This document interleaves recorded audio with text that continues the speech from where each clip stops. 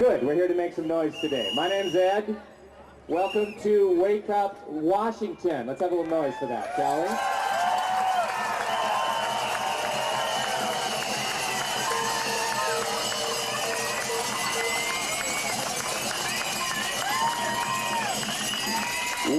Wake Up Washington is an event put on by a coalition of groups who like civil liberty and human rights more than they like extended war.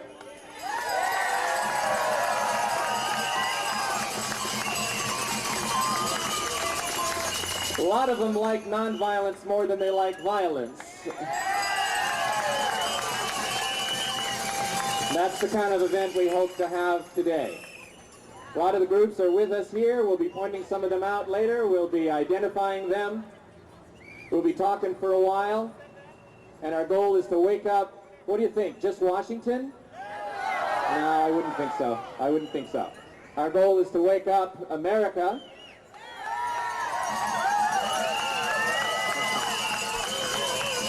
And of course, the real truth is, just as William Blake always said, the whole human race could use a little wake-up call in this regard.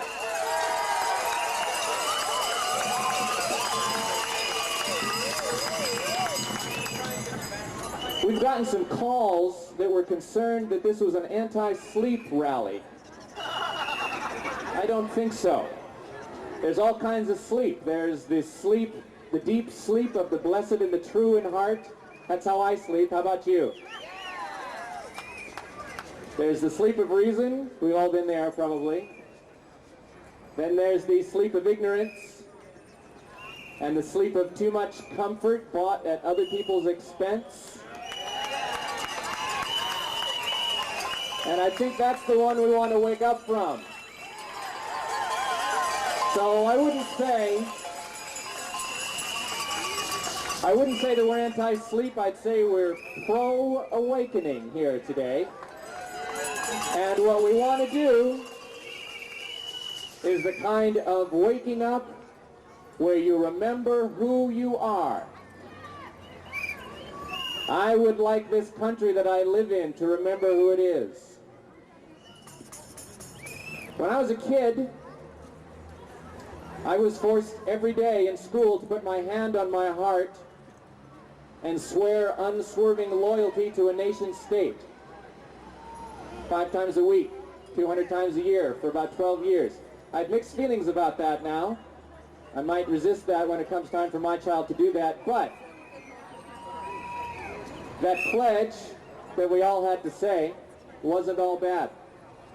It had a phrase in it that had a big impact on that little boy, little Eddie, who had to put his hand on his heart and say it. Remember the last phrase of the Pledge of Allegiance?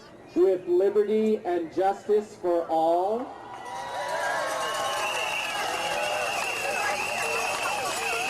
I think that phrase really hit home to a little boy with a little boy's extreme sense of fair play. I think it made a lot of sense to a little kid. And as a little boy, my little Eddie really thought that that was the kind of country he was living in. One that was devoted to liberty and justice for all. Little Eddie was unaware that as a white American male, he already had more access to that liberty and justice than most people in the world, or even most people in his own country. Nonetheless, Eddie continued to believe that he was living in that kind of country. Little Eddie has been very disappointed over the years. Little Eddie and the somewhat larger and older Eddie are also still sometimes disappointed and discouraged. When we learn about the number of men, women, and children in the country of Iraq who are dying every month, 5,000 or so on average, while Iraq continues to be bombed by American-made bombs. When we hear about both people and legitimate food crops in Colombia being destroyed by American-made helicopters.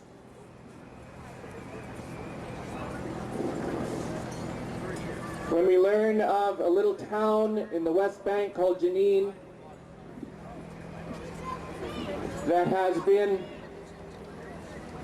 reduced to what has been described as a lunar landscape by American-made airplanes and helicopters and tank shells and weaponry, until it looks as though it was struck by an earthquake or a tornado or some unimaginable lightning bolt. And all the while, here in our own country, people are also starving, and their homes are being demolished, and they are living on the street, and their rights are being taken away. It's very discouraging, both to little Eddie and big Eddie here. In fact, when I reflect on it, I can still feel inside right now, in fact, that stamping, weeping, pissy, infuriated little boy who only knows how to say, "That's not fair." And that other little boy phrase, "They can't get away with that." Of course, little Eddie is wrong in that regard. They often do get away with that. Well, you know David Barsalmi, if you saw him? Little Eddie and somewhat larger Eddie have nonetheless, for all our stamping and weeping and whining, not altogether given up hope. Because the truth is, we are not earthquakes. We are not tornadoes. We are not lightning bolts. We are humans, and humans can learn, humans can change, and humans can wake up.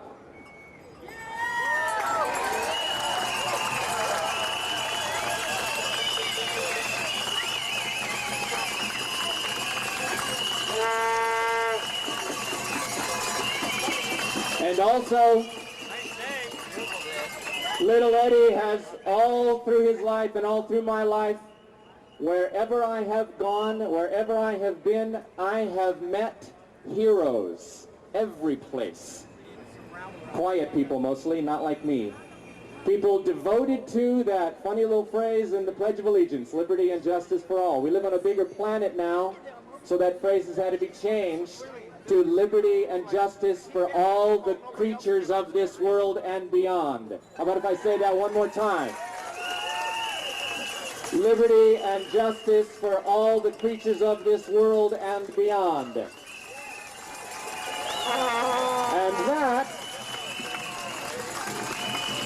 that is our subject matter for the day. That's why we're not going to focus on Palestine or Colombia or Iraq or anywhere else in particular today. We're going to take a broader view, though we're going to mention a lot of places and a lot of things. We've got some talkers, we've got some music, and when we're ready, when we're properly built up, we will give out that wake-up call for Washington and America and the human race. To start us off, Jerry Haynes, registered nurse. She's a healthcare professional. She's the president of Washington Physicians for Social Responsibility. She's been both to Israel, Palestine, and to Iraq. Please welcome Jerry Haynes.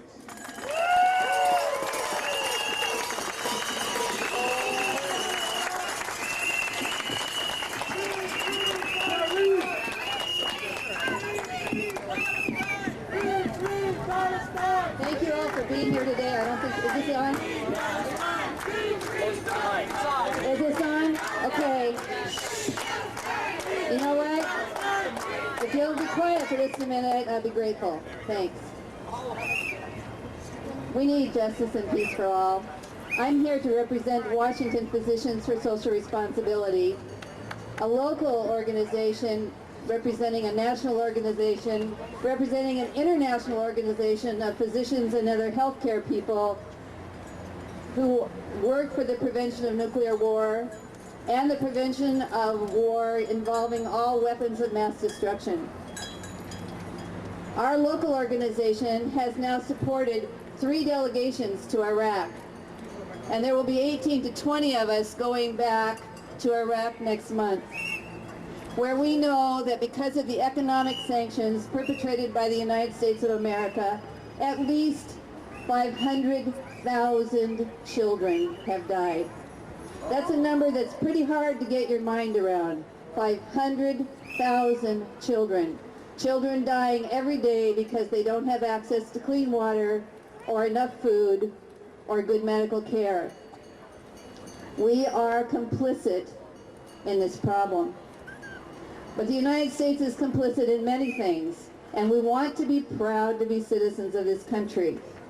So therefore, when I'm talking to you today, I want you to think about this. When your alarm clock goes off in the morning, lots of us don't want to wake up to it. In fact, in my family, I wake myself up before the alarm clock because I can't stand the alarm clock.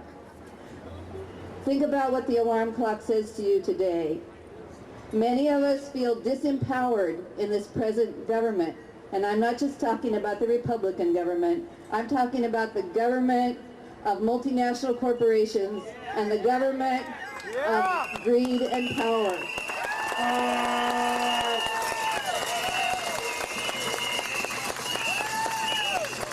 Many of us feel disempowered. So I want to leave you with just one small thing today. Get curious. Get curious about what happens with your taxes. When you pay 25 or 30% or 40% of every dollar you earn to your government, be responsible about those dollars and cents. Think about where that money is going. And remember that in this country, you can still have a voice. In this country, even though it's one small voice, your voice can be joined to others, and ask for peace, and ask for justice, and ask for what we believe to be true in our hearts and our souls, in our country that we can be proud of. In the international community today, we don't have a very proud face. We have a face that says the United States stands behind greed and power and the destruction of other people's countries. That's not what we want to continue. So get curious about where your dollars are going. Get curious about what's happening with your taxes, and then develop your voice. Every voice can be heard. Be proud of your voice. Do not let it be diminished. Thank you to the police for being here today. They're trying to help us as well as to help the community. I thank you for being here today. And when I look around and I see signs of opposition to one another, then I want to leave you also with this. When I talk to school kids about conflict resolution, I say to them, you cannot expect your government to do conflict resolution unless you are willing on a personal level to resolve conflict in your own lives. So when you see someone with a sign that isn't like your sign, make that commitment to yourself. There's conflict resolution that can happen right here today from the peace and integrity of your soul. Now there are people walking around with these things, which are called the Peace Pledge, asking us not to extend the war to Iraq and kill more civilians in Iraq. Please raise up your boards. If you haven't signed the Peace Pledge, I beg you to do so. Again, bless you for being here today. Thank you. Work the peace.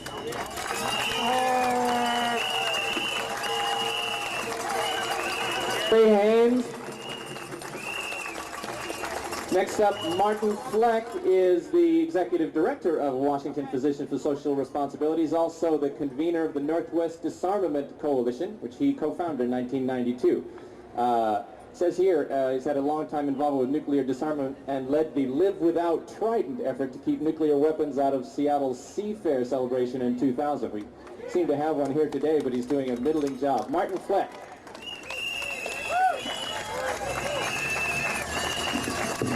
Thank you. Thank you. Thanks to everyone for coming out here today. This is a great crowd. And one of my jobs, I thought I was going to be the last speaker, and therefore I really concentrated on what you can do, because that's always a good thing. And you know what? Even though I'm not the last speaker, that's still what I'm going to concentrate on. You know, your last speaker, I believe today, will be Reverend Robert Jeffrey, and he will definitely get you going. So I'm just going to help you with what you might want to do. We work with the Northwest Disarmament Coalition, and the Northwest Disarmament Coalition primarily deals with nuclear weapons, which is really the ultimate expression of our arrogance in our society right now, is our nuclear weapons. And we're not really honored to have one right here among us. Just to remind us, this right here is a full-scale inflatable model of a Trident D5 missile. This thing carries 10 nuclear warheads, 475 kilotons each.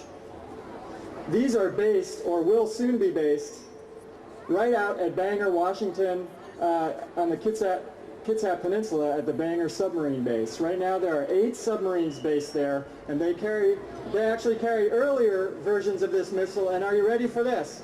At a cost of $6.5 billion, our government is going to upgrade these rockets from 100 kiloton weapons, which are 5 times the size of a Hiroshima bomb, to 475 kiloton weapons. This is crazy. This is crazy. Do you feel more secure knowing that these are cruising the world, threatening people? No, me neither. This is not very good security policy. There's a Chinese proverb that says, if we do not change direction, we will wind up where we are heading.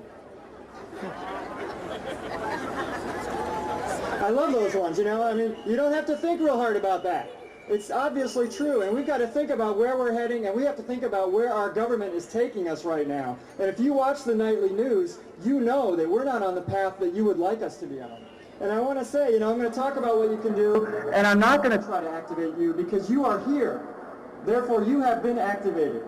And that is great, and I want to celebrate that.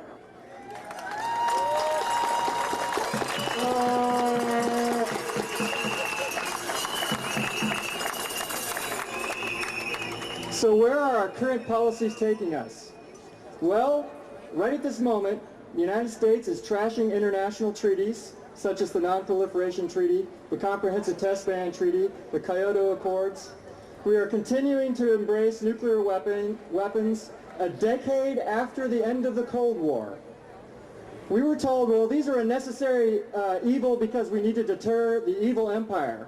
That's what we were told 12 years ago, 20 years ago, 30 years ago. Why are we still being told that?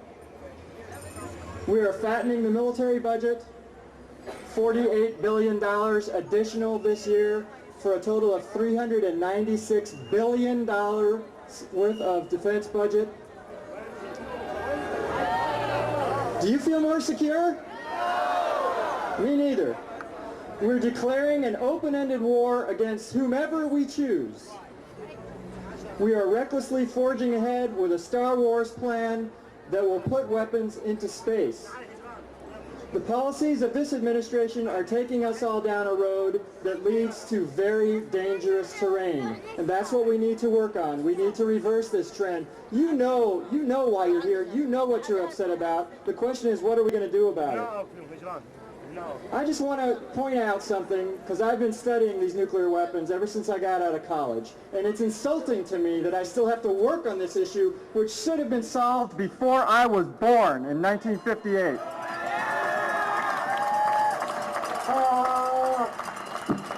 At this stage of the game, building more nuclear weapons, refining our nuclear weapons, testing them is not about defending this country. It's about lining people's pockets. And we've got to stop. You're here because you're activated, but you know what? Mainstream America is not activated, and that's what we've got to do. I think that if mainstream America would be on our side, they would support what we support if they knew what was going on. It's only common sense. We've got to get rid of these things before some other city gets flattened. We can't wait to watch it on CNN.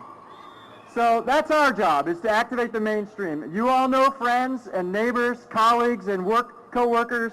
I want you to talk to them and tell them what your concerns are. And don't feel disempowered. Don't feel like this is gigantic and what can we do? Get out a quarter. My time is up. Get out a quarter. Go to a newspaper box. Buy the daily paper and go to the opinion page, and it tells you right there how to write a letter to the editor. I mean, it's pretty easy. And if 20 of us, 50 of us, 60 of us in this crowd wrote letters, they would publish at least one. And if they don't publish yours, no problem. You publish it. Send it out on your email network to all of your friends. Photocopy it and hand it out. We need to get in there and we need to tell the mainstream what the heck is going on. And one more thing is that the elections are coming up. Now, when do you think that the politicians are listening to the public the most? When? Right before the elections. So make some noise. They're actually going to be listening to you this spring, summer, and fall. Thank you very much.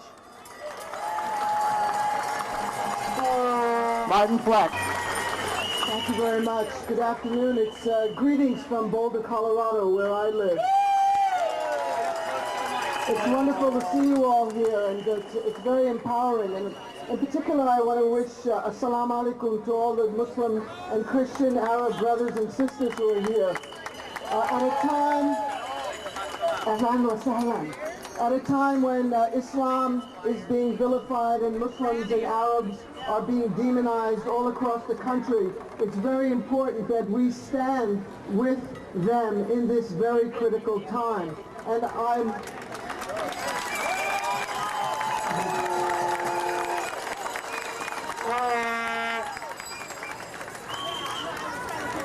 Martin Luther King Jr. once said that peace is not simply the absence of war.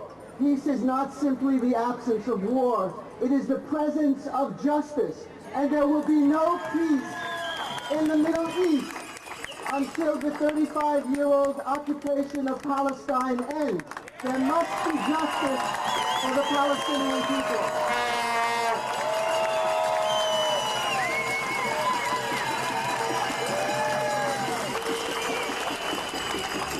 And we, as Americans, as immigrants, we have to break our silence around Israel. There's an enormous amount of propaganda that is sweeping the media, that is saturating the media, that distorts the discourse, that vilifies the Palestinians as terrorists who are only capable of violence. Under international law, occupied people have the right of resistance.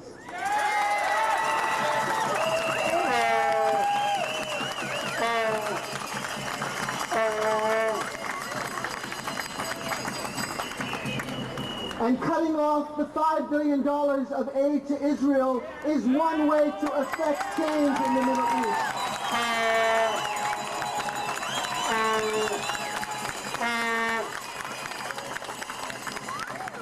Now, for obvious reasons, it's very difficult to talk about Israel in the United States because of the enormous history of persecution and suffering that the Jewish people have experienced. We can honor that, we can recognize that, but we have to talk about the realities of a state that is occupying and brutalizing a people. They are two separate things.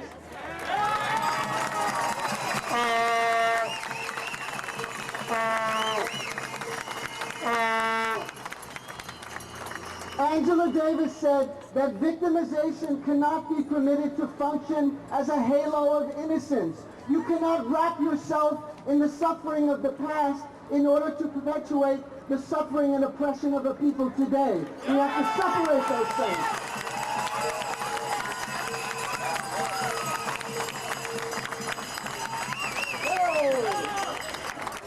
And now, we have to interrupt this program for a special news bulletin. I'm Dick Veneer, and this is the War is Peace report on the Facade News Network, the network dedicated to keeping you in the dark, 24/7, in shallow reporting.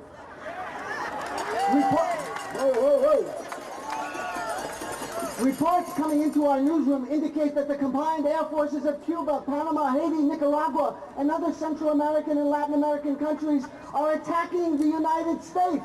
They say they are targeting a terrorist training camp in Fort Benning, Georgia, the School of the Americas.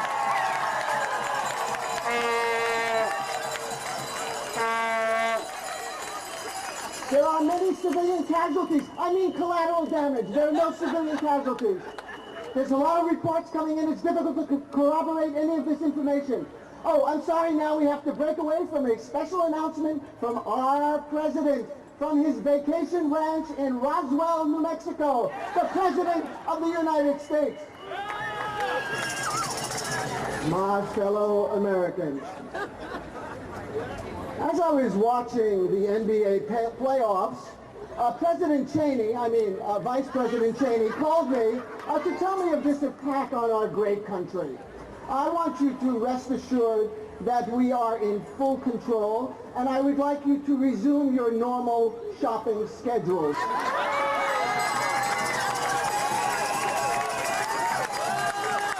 Know that every time you swipe your credit card at the checkout counter, you're driving a dagger into the heart of the evildoers. Rest assured we're in complete control. We will prevaricate as we have always prevaricated. These colors don't run, ladies and gentlemen. So please, for the sake of our great country, climb back into your SUVs, go back to those shopping malls, max out those credit cards. God bless America. Thank you.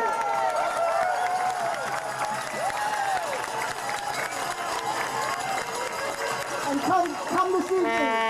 come this evening at Kane Hall at 7 o'clock. I'll be speaking there with a bunch of other great people from the International Socialist Organization. Kane Hall at 7 o'clock. Thank you and carry on. Solidarity.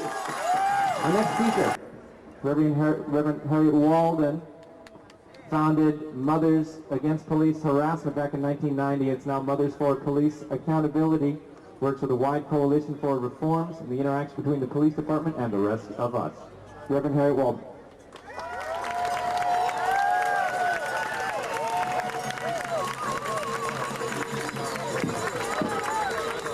Thank you. I stand here today in the spirit of Paul Robeson. He was our tallest tree. He believed that a great peace was possible. So I stand here as his energy today, speaking that a great peace is possible. We have to make it possible. We have to demand that we fund human services. It's not right for Americans, for the people in America not to have health care. It is not right for the schools to have to sell or have to bring all that junk into schools to be able to, for our kids to not be healthy so they could buy books. It's not right for people not to have health care. This is a country where it is wealthy. We have to demand that the wealth be spent on the people. We have to demand that an end to war, because we know that war has not been able to bring peace. When you get home, get out your calculator and count how many people have died in 1,000 years and tell me, has it brought peace? War does not bring peace. Killing does not bring peace. You cannot bomb people back to the Stone Age who was already having a hard time and think you're going to get peace. The way you get peace in the world is that you practice the principles that we say we believe in. We say we believe in justice and kindness and peace and tolerance and gentleness. That's what brings peace to the world. Violence does not bring peace. We have to get that down. Violence does not bring peace. Violence does not bring peace. And we have to be willing to say it and say it over again. And as of today, we're going to have a new acronym for WAR, W-A-R. It stands for the people of the world are restored.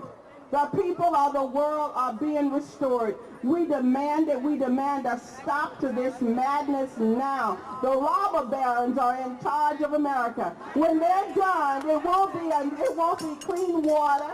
It won't be clean air. And they plan on going to Mars in the space station, buddy. Please believe it. The elitists plan on leaving us with an Earth that's not livable. Okay? That's what they're planning on doing. We need to wake up and understand that space station up there is something else that's going on. They plan on leaving us with a world where the water is gone, and now they want to sell water on the spot market. Are we going to allow them to sell a natural resource like water on the market? and people in the world won't have water to drink? No, we're not afraid. We're just not afraid. This is a wonderful time to be alive because the people now, we're standing up. I mean, we've always stood up. I mean, that's the wonderful, beautiful thing about it. You know, the media doesn't let everybody know how much people have stood up. They stood up 50 years ago. You know, they stood up 100 years ago. I'm wearing a button that someone gave me for Sojourner Truth. She stood up a long time ago. You know, everything you got in this country, you got because people stood up. You got everything we got because people stood up. They stood up, they stood up, they stood up, they stood up, they stood up, they stood up, they stood up, they stood up, they stood up, they stood up, they stood up, they stood up, they stood up. God bless you. Okay, next up, one of the Palestinian Americans who's been willing to appear in public with the rest of us today, Lina Khalaf Tafaha, is a volunteer with the American Arab Anti-Discrimination Committee, is a Palestinian American born here in Seattle. Lina Khalaf Tafaha.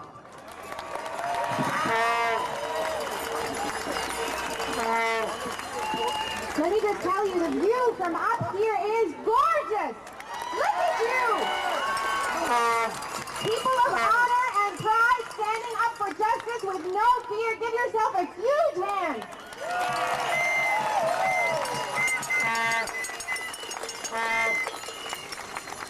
I'm speaking to you today in honor of many people, namely those who have lost their lives in Jenin and in Nablus and all over Palestine under the boot of Israeli occupation. I'm speaking to you in memory of 21-year-old American Surayda Saleh, Palestinian American Surayda Saleh, who was murdered by Israeli soldiers, gunned down with her 9-month-old baby in her lap.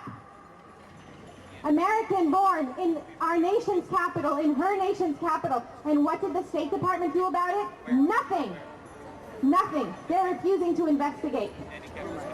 I am speaking to you in the name of Safur, Hanan, and Nadine Hamoui, who are Syrian immigrants who came to this country and who are now sitting for over 2 months in the INS detention center for the crime of wanting to be citizens of our great nation. Keep those people in your hearts and in your prayers as you hear all of your speakers today. This is a time when our government has declared open season on Arabs and Muslims. In spite of the lip service it has paid to, this is not a war against Islam. This is not a war against Arabs. This is a war against terrorism. Well, that's not true, because our government is terrorizing Arabs, Arab Americans, and Muslims at home and abroad. It is terrorizing them in your name. It is doing it with your tax dollars. And I think we should say enough. Enough. Say it with me again. Enough. Enough. At home, the USA Patriot Act has absolutely shredded every law we hold dear that protects our basic civil liberties. Now, law enforcement has unfettered access. It can, with little or no judicial review, interfere in every manner of private life and private information that belongs to each and every citizen. And guess who's first on their list? Arab Americans, Muslim Americans. Our Arab American and Muslim American citizens are being humiliated and profiled in our airports. They are being mistreated. They live in fear. They live in shame, and that has got to stop.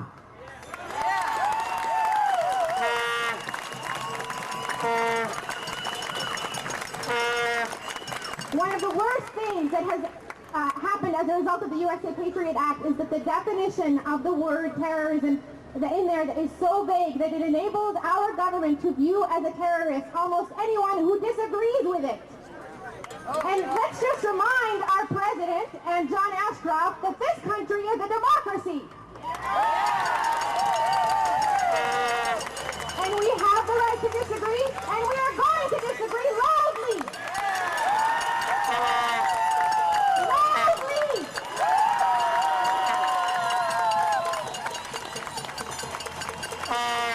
Overseas, our tax dollars are used to pay for the murder of Palestinian civilians. We are watching it every single day on the news. in spite of the media's coverage, which refers to the massacres in Jenin as elusive truth. I don't know what's elusive about the truth about a massacre when there are dead bodies under the ground. In spite of everything you hear on your mainstream news stations and radio stations and read in mainstream newspapers, there is a war that is being waged, a war of extermination against the people of Palestine, and it is being done in your name and with your tax dollars. Our president yesterday referred to Ariel Sharon as a man of peace.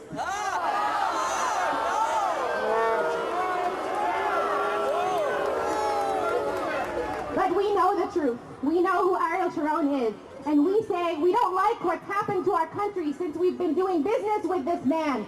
We don't like who we've become. We don't like the way we use hate to justify policies that violate Arab Americans and that violate Arabs overseas. Enough policies of hate. Enough!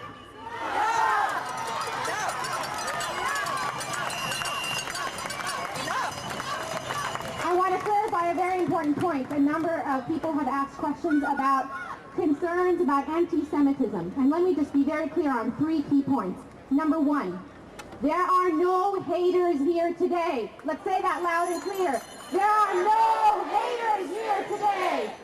Number 2, it is not anti-Semitic to criticize the murderous Israeli government. It is an act of moral obligation.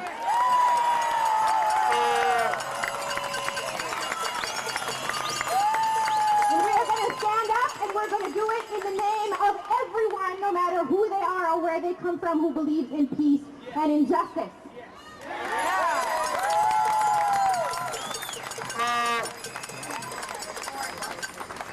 And I want to leave you quickly with a few words from the Bengali poet, Tagore, who spoke about what he wants his nation to become. This is a prayer for our country today. This is an adaptation of his words. He says, "Where the mind is without fear and the head is held high, where knowledge is free, where the world has not been broken up into fragments by narrow walls, where tireless striving stretches its arms towards perfection, where the mind is led forward into ever-widening thought and action, into that heaven of freedom, let my country awake." Thank you.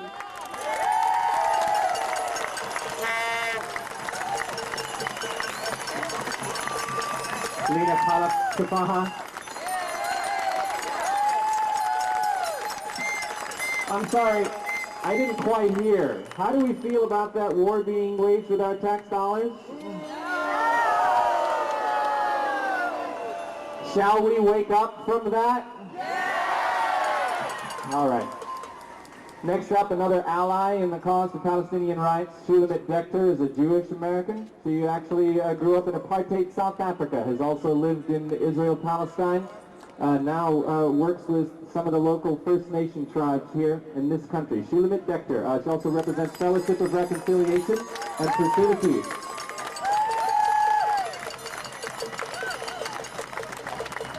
Thank you. It is very moving for me to be here today. This is a sea of people, and there are similar gatherings in many other places. We are together, and I am very honored to be here. I'm a Jewish woman with family in Israel, and I declare that I am pro-Palestine and pro-Israel.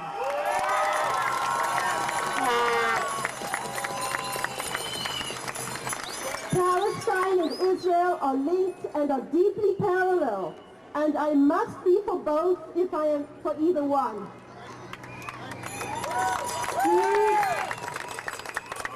Jews and Palestinians have in common a history of being used very cruelly as a tool for other interests, and a profound yearning for the dignity that comes with having a homeland of their own. If I can understand this for one people, I must understand it for both.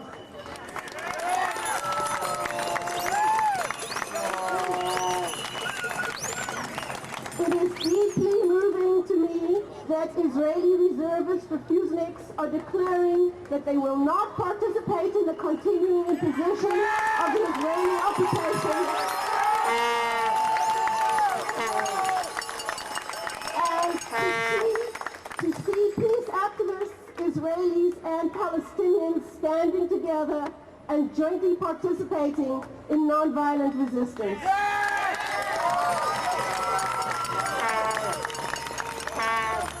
I have the benefit of having lived in South Africa and Israel and the United States, and I have witnessed much injustice and oppression, and also witnessed the power of people's yearning to breathe free. The South African experience of a relatively peaceful transition to democracy, something undreamt of a generation ago, has taught me to be hopeful. Apartheid is a South African word, but we see injustice and discrimination in many forms, in many places. We see it imposed on the Palestinians, and we see it here in this country, in the United States, in the disparities of access to housing and education and health care, and particularly in the criminal injustice system. And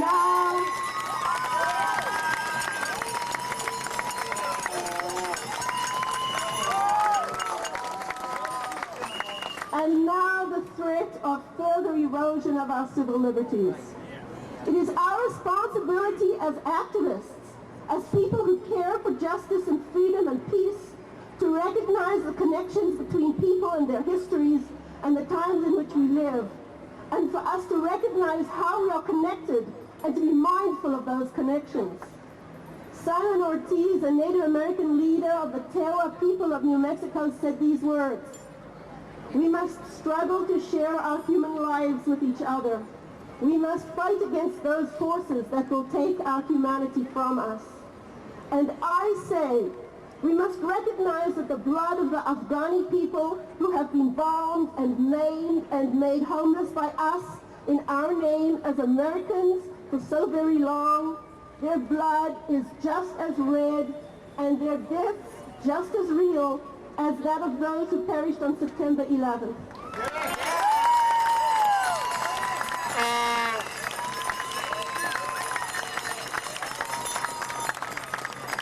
What inhumanity is it in us that prevents us from recognizing this truth?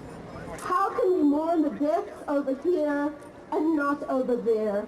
Why is something called terrorism when it happens here and not when we do it to others?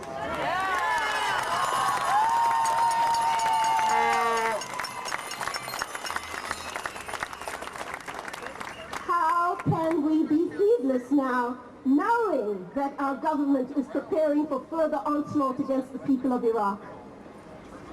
We are immensely fortunate to be citizens of this great country with its magnificent diversity of landscape and peoples and cultures. We should remember the words of the Song of Peace. This is my home, the country where my heart is. Here are my hopes, my dreams, my holy shrine. But other hearts in other lands are beating with hopes and dreams as true and high as mine. Thank you very much. Okay, to get us a little revved up toward our final wake-up call, we have the senior pastor of the New Hope Baptist Church, co-founded the African American Jewish Coalition. Needs very little introduction to this crowd, I think, Reverend Robert Jeffrey.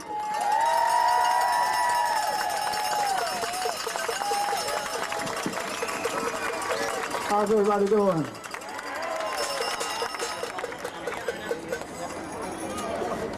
Today, we have come to the point in the human evolution of man when we must rethink our ageless preoccupation with the use of violence as an ultimate deterrent. Justice can never be determined solely by the size of our bombs or our bombers. Real justice can only be achieved when there is economic, social, and geographical fair play. Worldwide justice achieved solely through force will leave our world with the same justice inequities now being experienced today by the poor all over the world, including America. Whether it is African Americans now forced to confront the racial murders perpetrated on its community by police forces from LA to New York, or the homeless Palestinian teenagers shot to death yesterday in the West Bank for not obeying an Israeli forced curfew. Injustice is just injustice. Creating fear and dread is not the way to secure the future of our planet. It is quite simply, in this world of infinite weapons, like throwing nitroglycerin into your next-door neighbor's home and hoping that your home is not destroyed by the ensuing explosion. The fear that you create for the other becomes a prison from which you may never escape. We can escape the rule by terror only when we accept our ultimate exposure to its consequence. There is simply no place left to hide in this world in which we presently live. The availability of modern technology in juxtaposition with the close proximity of people brought about by modern travel and the internet has rendered protective isolation virtually impossible. Terror no longer works. Violence no longer works. Whether it is the racists who burn down churches, the anarchists who bomb buildings, or the nation that practices blitzkrieg terror, whether it is suicide bombers or the state-sponsored reign of terror now being perpetrated by jets and Apache helicopters, does not work.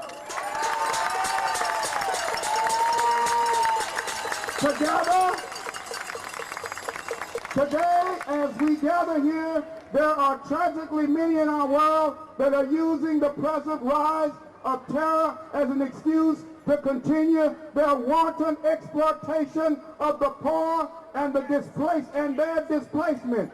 To them, we must say shame, shame, shame on you. Shame on you. Shame on you. Shame on you. Shame on you if you use the fight against terror to support police murder of African American citizens while those same citizens are dying to protect this country all over the world. Shame! Shame on you! Shame on you if you use our need to be free from terror as an excuse to take our American civil liberties and our right to privacy away from all decent Americans. Shame on you! Shame on you! Shame on you! If you use this moment in history as an excuse to fatten the already greedy filled coffins of the rich and the powerful while the legitimate issues of the poor and the Palestinians are buried under the avalanche of government repression and insensitivity. Shame on you! Shame on you! We cannot allow this war against this war against terrorism to be, this so-called war against terrorism, to be taken over by those whose sole desire is to wage war against the poor, war against the helpless, war against the landless. We cannot allow them to use our natural disdain for terror as an excuse to legitimize their greed and their self-centered aspirations.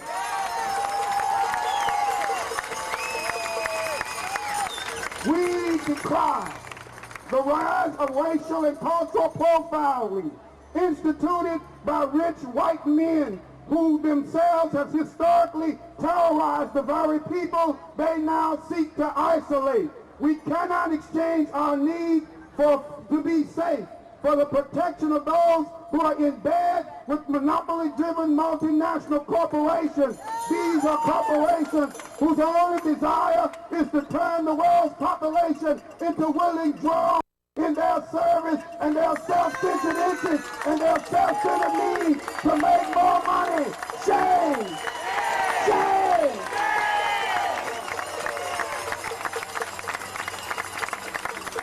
What we want is not to be saved from those who are fed up with being oppressed. What we want is to be safe in a world without oppression.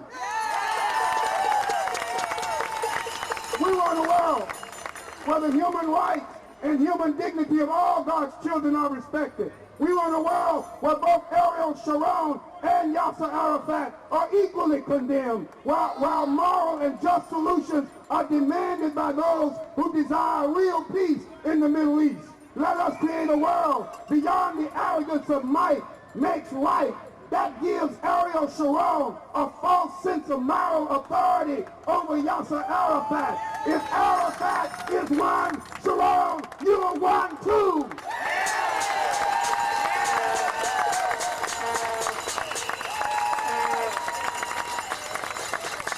What we need to do, we must do now. We need to work to create a world where poor children will never again consider the option of becoming suicide bombers, or drug dealers, or drug users, or high school dropouts. We must create a world where poor children no longer languish in the dark shadows of prison cells, or deserted ghettos, or deserted concentration camps in the Middle East, in concentration camps like Jenin, or ghettos like South Central LA. We must create another world. Let us work together to create a world where the poor are not shot down in cold blood by the police because they are lost in a suburban community, or buried in the rubble created by bulldozers and land grabbers in the Middle East. We must work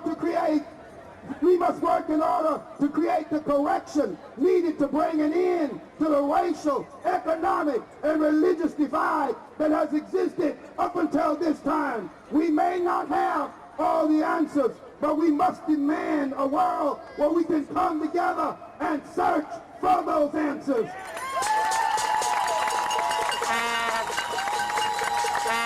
We must work together, struggle together as equals, because our real enemy is not just terrorism, but presumptuous isolationism. This is isolation. This is isolated problem solving, limited by racial, social, and geographical concerns. We must come together, for no longer can we be islands to ourselves. No man is an island to himself. No nation, no people can stand alone. Each man's joy is joy for me. Each man's grief is my own. We need each other. We need each other.